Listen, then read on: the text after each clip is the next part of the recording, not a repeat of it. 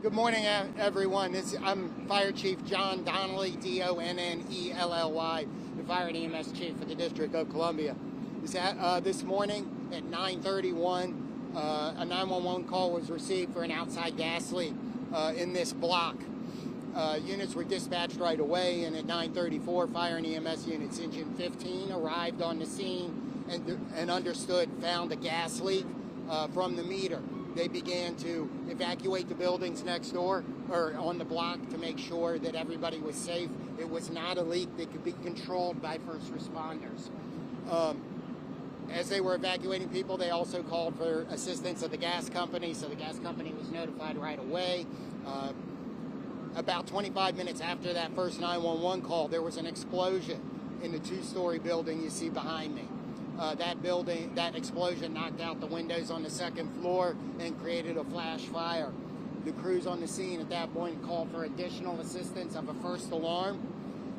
And while they were getting those units on the scene and deployed, a secondary explosion occurred in the convenience store, and it knocked down the convenience store. At this point, everybody's safe. One person has been transported to the hospital with minor injuries from debris. Notably, there is a daycare in the building where the first explosion occurred. Those people were evacuated right away by staff and by the fire department. All 16 of those children are safe, and they've been reunited with their families. A really great job by the first responders and the operators of the daycare. We're very proud of them. At this point, we're working closely with Washington Gas to control the gas leak. And once the gas leak's controlled, we'll continue to put the fire out. The fire is contained, but we have damage to 3 buildings. So once it's contained, we'll put the fire out. We'll conduct another search of the building. All the reports are that everybody is accounted for. We'll make sure of that. And with that, I'm going to turn it over to the mayor. Thank you, Chief, and I just want to thank our fire department who responded quickly with urgency, evacuated everyone involved, and we are just very grateful that we believe everyone is safe. Had the opportunity to be briefed by the chief and to get a first-hand look at the damage, and I think we're very lucky today. Questions for the chief? Chief, Dave Kaplan with Fox 5 here. Can you talk about what made this leak such that there was this decision to evacuate, and in your mind, did that decision save lives here? So absolutely, that decision saved lives. When the crew got here, they noticed that the meter was damaged. It's on the outside of the building, and where the damage was below the above ground shutoff. It happens. They know they're well trained. They know what to do. They can smell the gas, and they immediately evacuated people. All I know is that they were on the street. It's definitely not a life-threatening injury, and they were transported to get that taken care of. Chief, what caused the gas leak? So we believe that the gas leak happened after a vehicle struck the gas meter during some normal operations, but that's still being investigated. But that meter was actually attached to the building that exploded? Is that yes, gas meters are outside.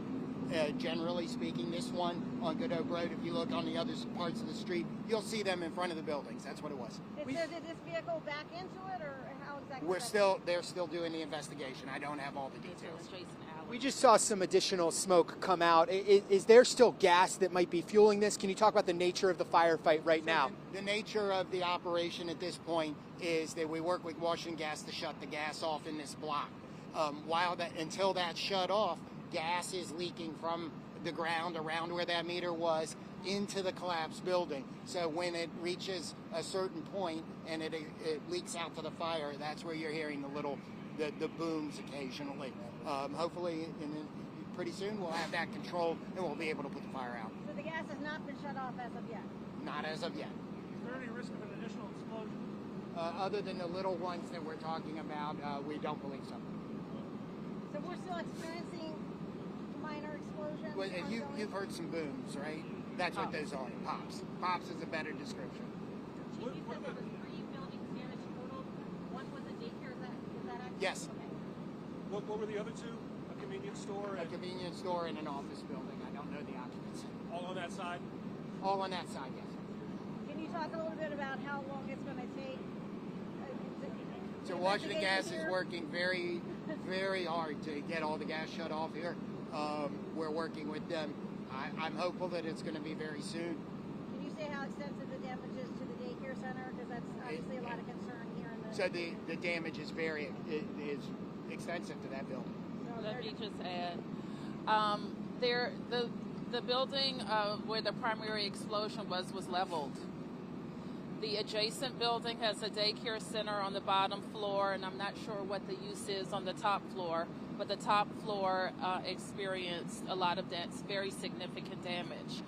And so when I saw the building itself, my mouth fell open because if the children had been in that building, they would have very definitely been impacted by that explosion. So we're just grateful to the firefighters for making the necessary and quick decision to remove everyone. We are confident that Washington Gas is going to get out here and get the gas cut off as soon as possible. We want to let kind of the adjacent buildings and tenants of those buildings know that they may be impacted by the gas shut off.